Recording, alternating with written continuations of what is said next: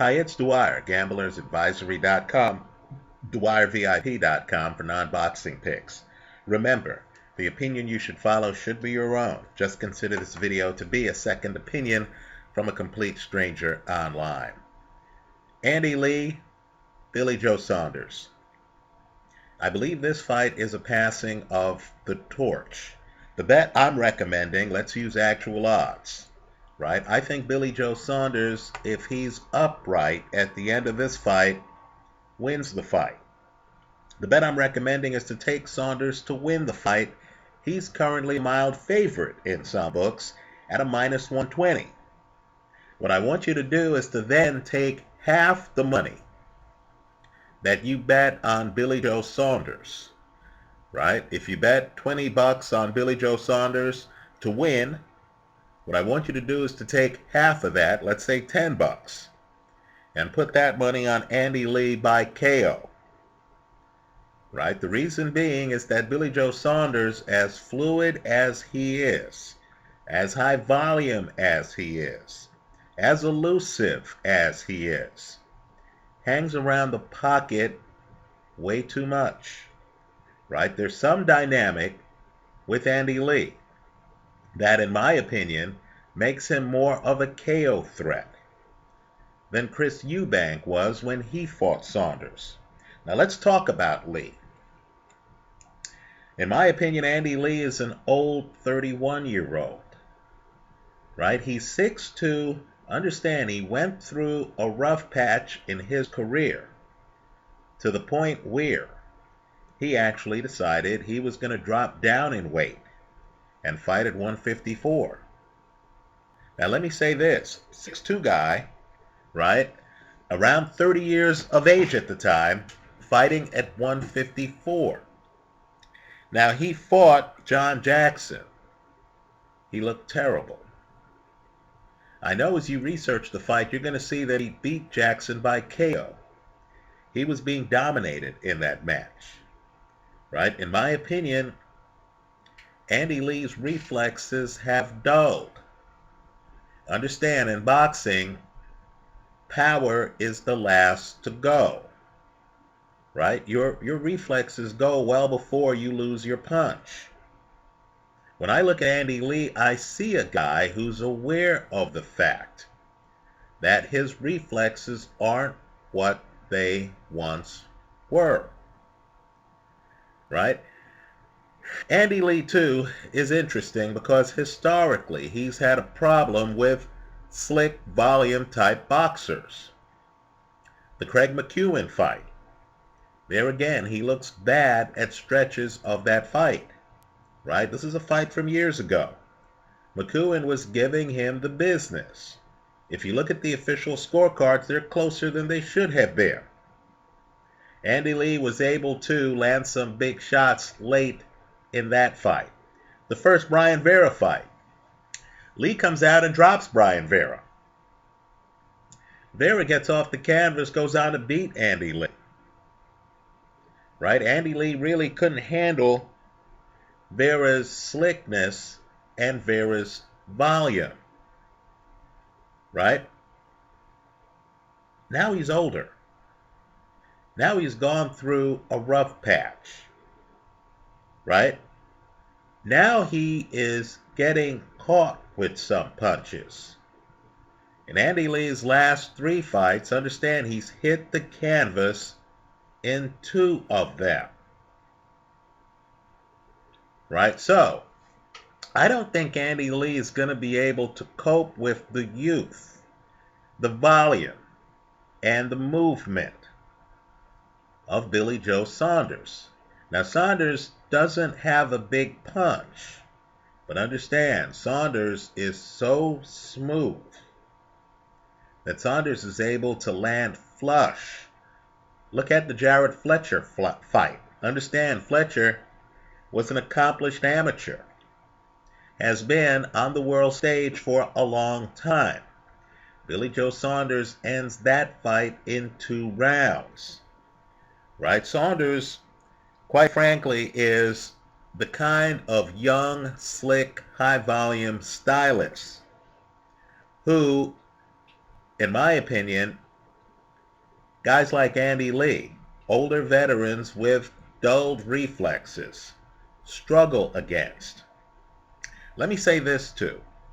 Longtime subscribers here know one of my favorite trainers in history is Emanuel Stewart. Understand that's really who taught Andy Lee how to box as a professional. Those two guys were together a long time, right? Andy Lee was part of the Kronk Gym.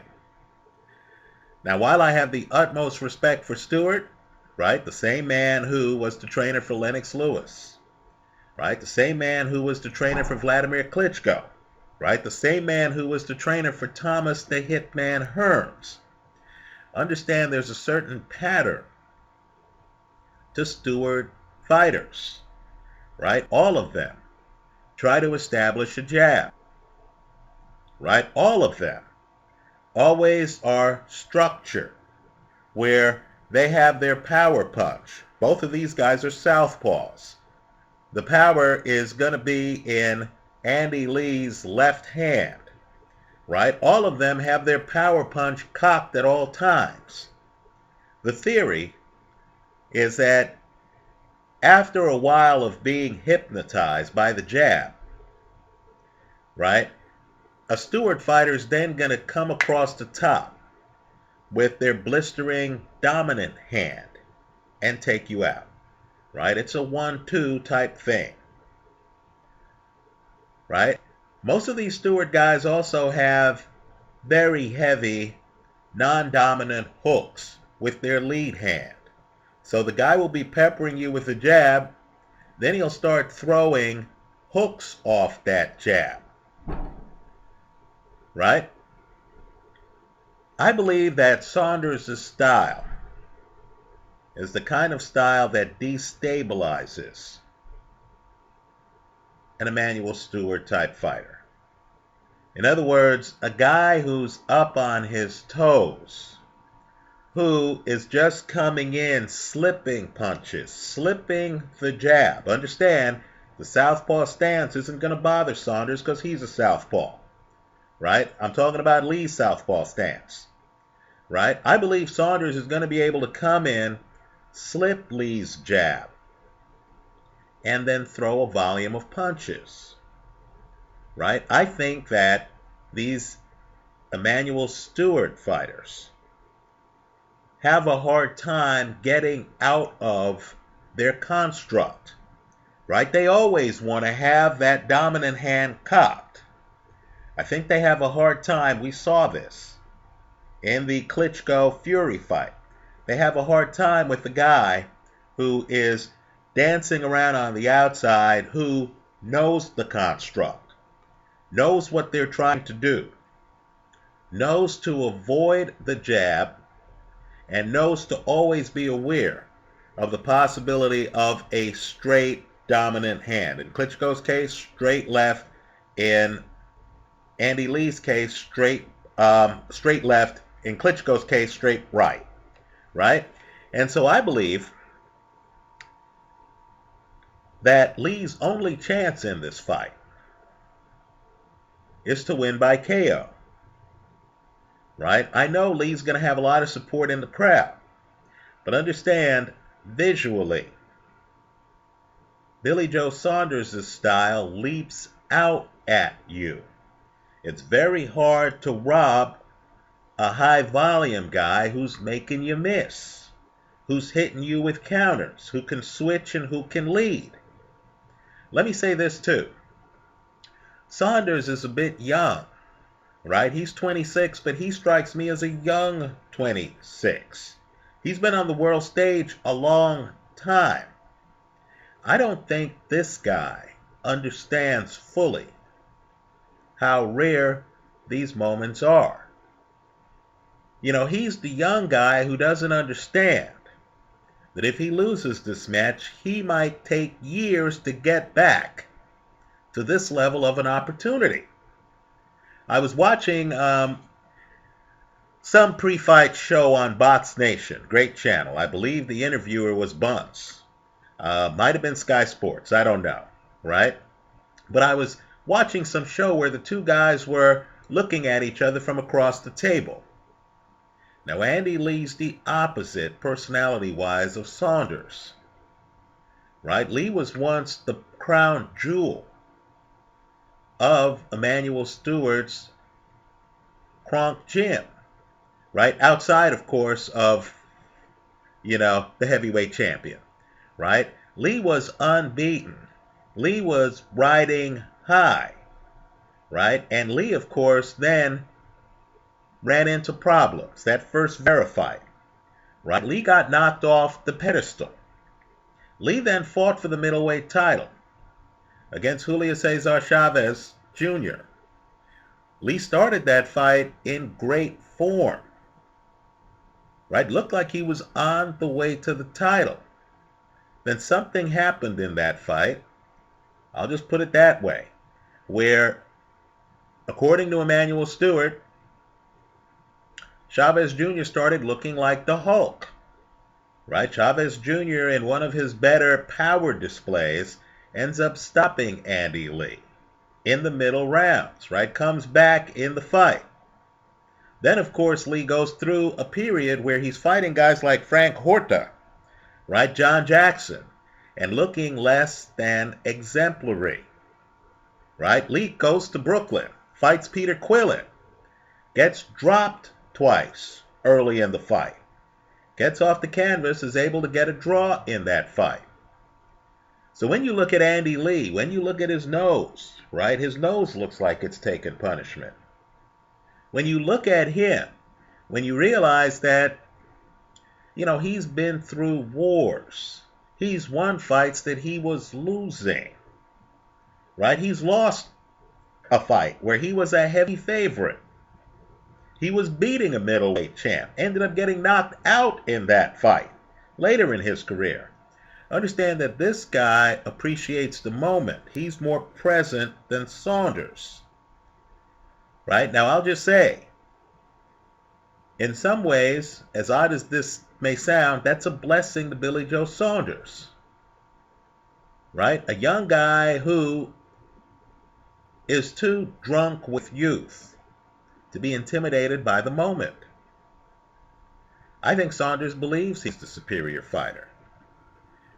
Saunders is the kind of guy who, in talking about the Eubank fight, on that Box Nation show I'm talking about, literally sees nothing wrong with saying, things were just going too easily for me. Right? I got distracted. Right? It was just too easy. That's why, after a fast start, Saunders apparently got distracted in the biggest fight of his career. Right? Think about it. Right? That's who he is. His mind wanders. Right? He's not the guy who moment to moment is saying, this is the biggest moment of my career. Right? He's not the guy who's awake every second of a big moment. Right? No, he's the guy who wakes up and then says, oh, that's right, I'm getting married today. Right? He's the guy who has a problem being on time to his own college graduation. You know the personality type I'm talking about. So I don't think he's going to be intimidated by Andy Lee's power. And understand, Lee's power is prodigious. Right? He dropped Peter Quillin. This is before the Danny Jacobs fight. Understand, an argument can be made. He's the one who dented Quillin's chin. Look at Andy Lee fights. You're going to find out that many of Andy Lee's opponents hit the canvas early in their bouts. Lee hits that hard.